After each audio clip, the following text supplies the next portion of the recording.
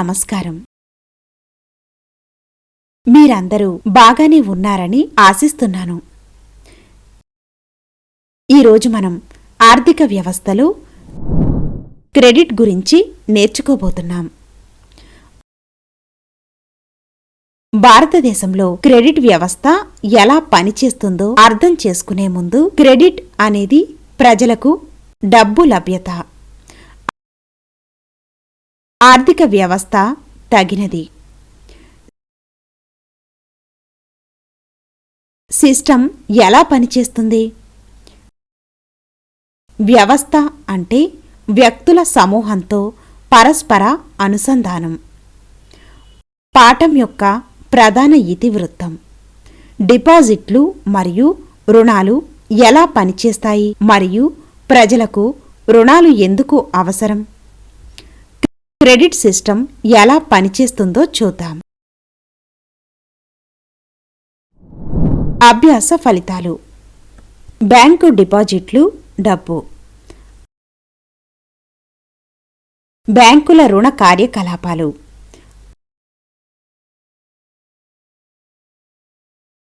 ప్రజలకు క్రెడిట్ ఎందుకు అవసరం? 2 వేర్వేరు క్రెడిట్ దృశ్యాలు. క్రెడిట్ నిబంధనలు: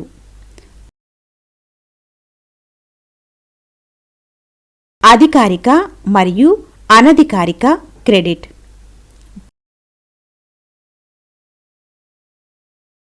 పేదల కోసం స్వయం సహాయక సంఘాలు. కీలక పదాలు: 1. రీకరింగ్ డిపాజిట్లు. కస్టమర్లు వాయిదాల పద్ధతిలో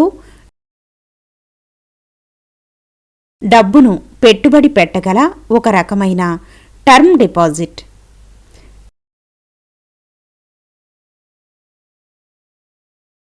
2.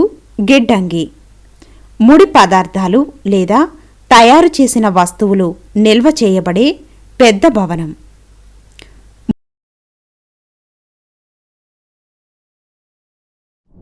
3. సహకార సంఘాలు. ఒక ఉమ్మడి లక్ష్యం కోసం, అంటే దాని సభ్యుల సంక్షేమం కోసం ప్రజలు కలిసి పనిచేస్తారు.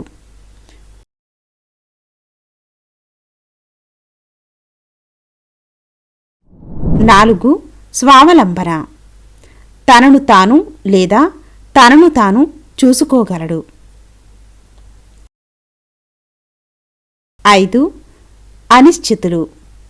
అసంపూర్ణ లేదా తెలియని సమాచారంతో కూడిన పరిస్థితులు.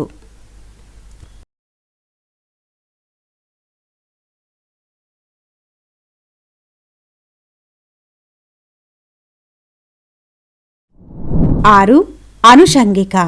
రుణాన్ని తిరిగి చెల్లించడానికి రుణదాతకు నిర్దిష్ట ఆస్తిని రుణగ్రహీత ప్రతిజ్ఞ.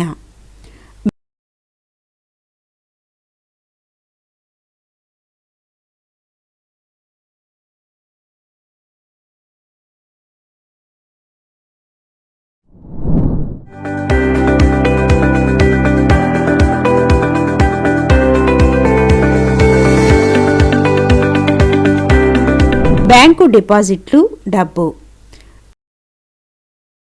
బ్యాంకు డిపాజిట్లు అనేది ఖాతాదారుడు భద్రంగా ఉంచుకోవడం కోసం బ్యాంకులో ఉంచిన నిధులను సూచిస్తాయి.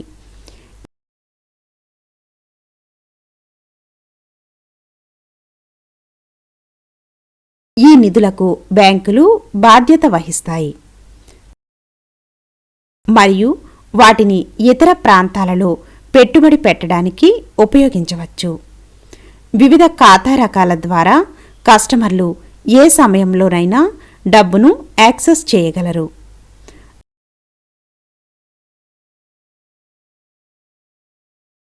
బ్యాంక్ డిపాజిట్లు ప్రైవేట్ కరెన్సీల నుండి భిన్నంగా ఉంటాయి. వీటిలో జారీ చేసేవారు లేక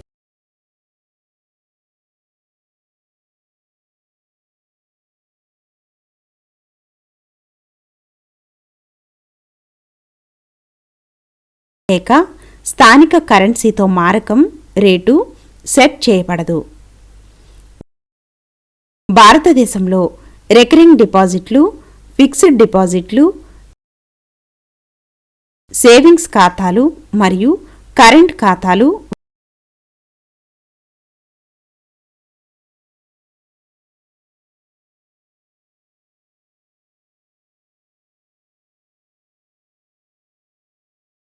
వంటి అనేక రకాల డిపాజిట్లు ఉన్నాయి.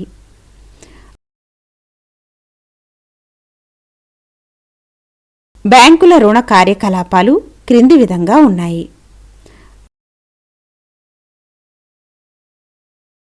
అదనంగా డబ్బు ఉన్నవారు ఆ డబ్బును బ్యాంకులో డిపాజిట్ చేయండి.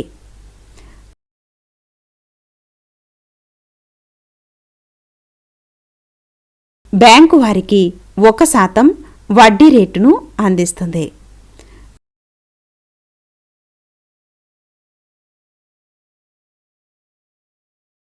డబ్బు విత్డ్రా చేసేందుకు వచ్చే వ్యక్తుల కోసం బ్యాంకులు కొంత డబ్బును ఉంచుతాయి.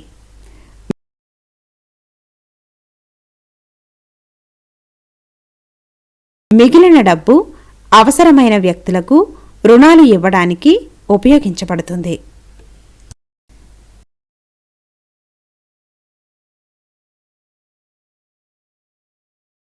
ప్రజలకు క్రెడిట్ ఎందుకు అవసరం? ప్రజలకు వ్యవసాయంలో రుణం అవసరం. ఎందుకంటే అది వారికి అందుబాటులో ఉండని మూలధనానికి ప్రాప్తిని ఇస్తుంది.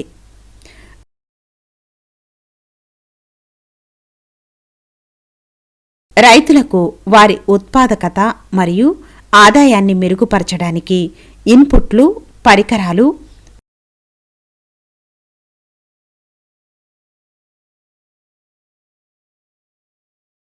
భూమి లేదా ఇతర ఆస్తులను కొనుగోలు చేయడానికి క్రెడిట్ సహాయపడుతుంది.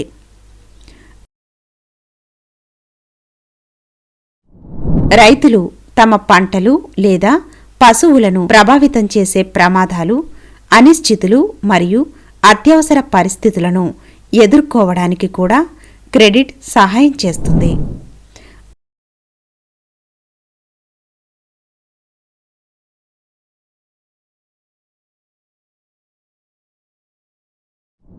వ్యవసాయ రంగం మరియు గ్రామీణ ఆర్థిక వ్యవస్థ అభివృద్ధికి రుణం కీలకం.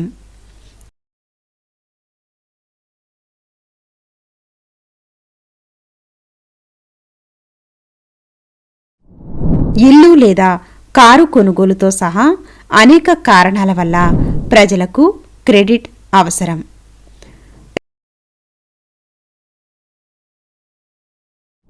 రెండు విభిన్న క్రెడిట్ దృశ్యాలు. వాసు ఒక చిన్న రైతు మరియు 1.5 ఎకర్ల భూమిని పండించడానికి క్రెడిట్ కావాలి.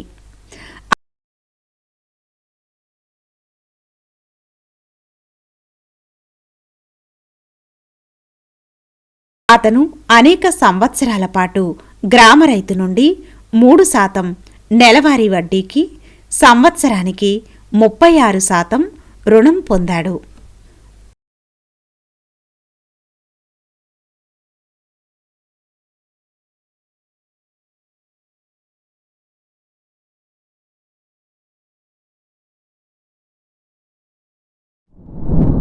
పంట కాలం ప్రారంభంలో వ్యాపారులు సరఫరా చేస్తారు, రుణంపై ఉత్పత్తి చేస్తారు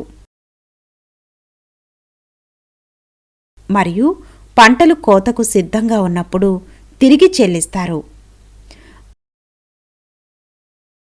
రుణాలపై వడ్డీతో పాటు వ్యాపారులు తమ పంటలను తమకు అమ్ముతామని వాగ్దానం చేయమని రైతులను అడుగుతారు.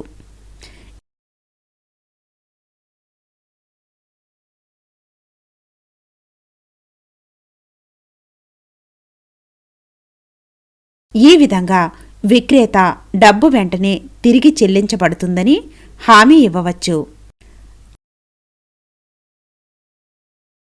అలాగే పంట పండిన తరువాత పండిన పంటకు తక్కువ ధర ఉన్నందున వ్యాపారి తక్కువ ధరకు రైతు నుండి పంటను కొనుగోలు చేసి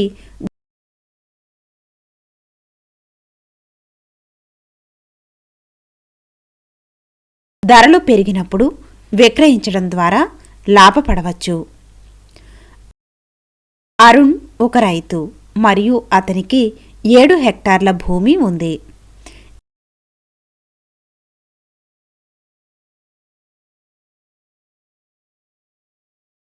ఎదగడానికి బ్యాంకు రుణం పొందగలిగే అతి కొద్ది మంది వ్యక్తులలో ఇతడు ఒకడు. రుణంపై సంవత్సరానికి 10% వడ్డీ రేటు ఉంటుంది మరియు 3 ఏళ్ల వరకు ఎప్పుడైనా తిరిగి చెల్లించవచ్చు.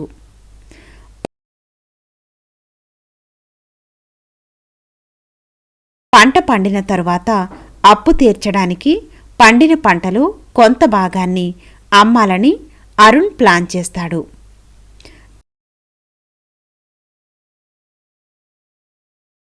తరువాత అతను సమీపంలోని పట్టణ గిడ్డంగిలో మిగిలిన బంగాళదుంపలను నిల్వ చేయాలనుకుంటాడు.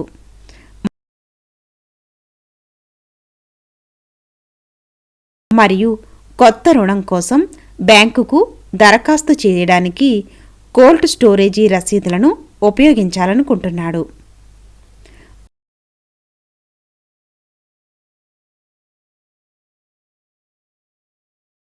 వ్యవసాయ రుణాలు తీసుకునే రైతులకు బ్యాంకులు ఈ ఎంపికను అందిస్తాయి.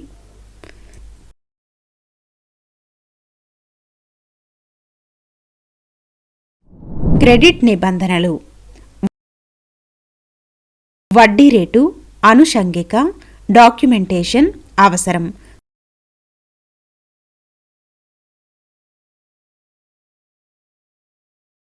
మరియు తిరిగి చెల్లించే విధానం కలిసి క్రెడిట్ నిబంధనలను కలిగి ఉంటాయి. 1. వడ్డీ రేట్లు. రుణాలు తీసుకునేటప్పుడు మరియు రుణాలు ఇచ్చే సమయంలో నిర్ణయించబడే రేటు.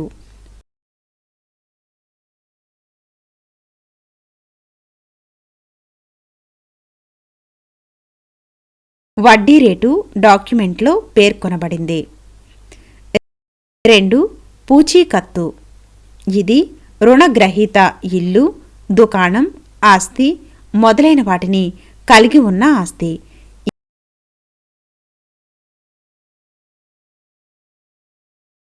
ఇది రుణాలు తీసుకోవడానికి ఉపయోగించబడుతుంది. 3. డాక్యుమెంటేషన్ అవసరం.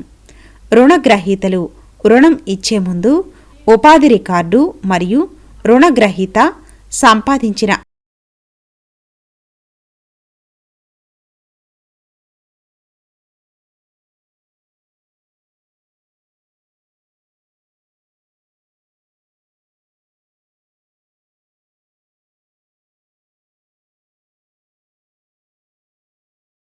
ఆదాయానికి సంబంధించిన అన్ని పత్రాలను తనిఖీ చేస్తారు.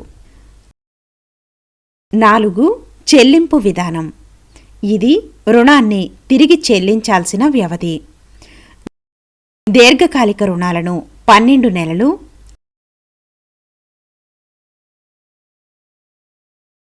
6 నెలలు లేదా నెలవారీ వాయిదాలలో తిరిగి చెల్లించవచ్చు. భారతదేశంలో అధికారిక మరియు అనధికారిక క్రెడిట్ వనరులు. రుణాల యొక్క అధికారిక మూలాలు. ప్రభుత్వం నమోదు చేసే రుణాల యొక్క అధికారిక మూలం చట్టాలు మరియు నిబంధనల ద్వారా అనుసరించబడుతుంది. అధికారిక మూలాల కోసం సామాజిక సంక్షేమం ప్రాథమిక ఉద్దేశం. అధికారిక క్రెడిట్ వనరుల కార్యకలాపాలను ఆర్బీఐ నియంత్రిస్తుంది.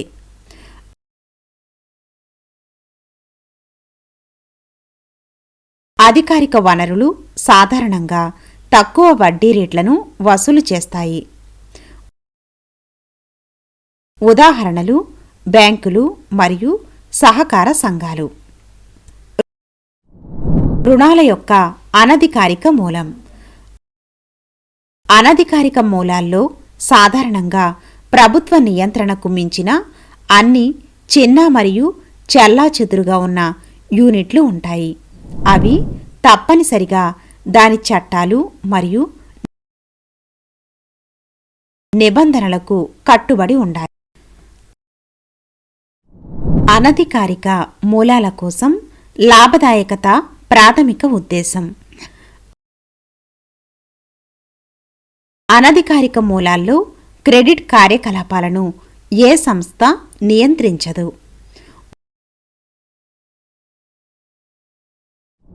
వారు అనధికారిక మూలాల కోసం చాలా ఎక్కువ వడ్డీ రేట్లు వసూలు చేస్తారు.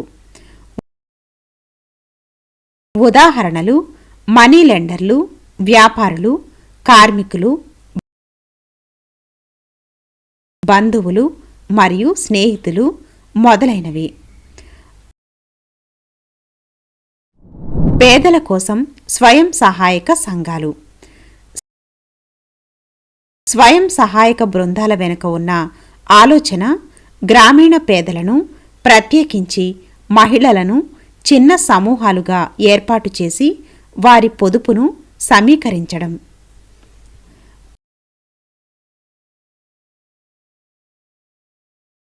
పేద కుటుంబాలు తక్కువ ధరలకు మరియు ఇబ్బందులు లేకుండా రుణాలు పొందేందుకు సహాయం చేయడం.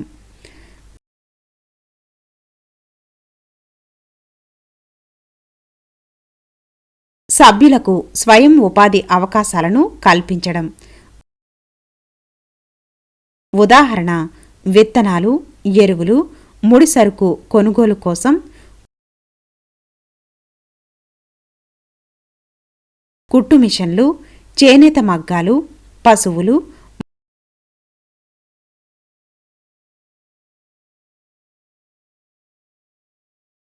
మొదలైన ఆస్తులను సంపాదించడం కోసం.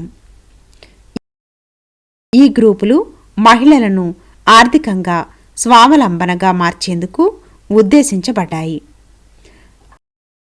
అధిక వడ్డీలు వసూలు చేసే వడ్డీ వ్యాపారుల ఉచ్చుల నుండి గ్రామీణ పేద వర్గాన్ని రక్షించడం ఈ సమూహాల లక్ష్యం.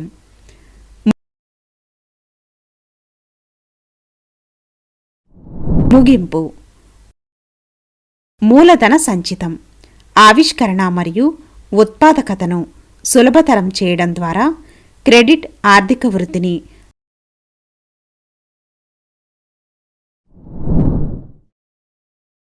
సానుకూలంగా ప్రభావితం చేస్తాయి. ఆర్థిక చేరిక, నియంత్రణ మరియు ఆవిష్కరణల స్థాయిని బట్టి దేశాలు మరియు ప్రాంతాలలో క్రెడిట్ అభివృద్ధి మరియు స్థిరత్వం మారుతూ ఉంటాయి.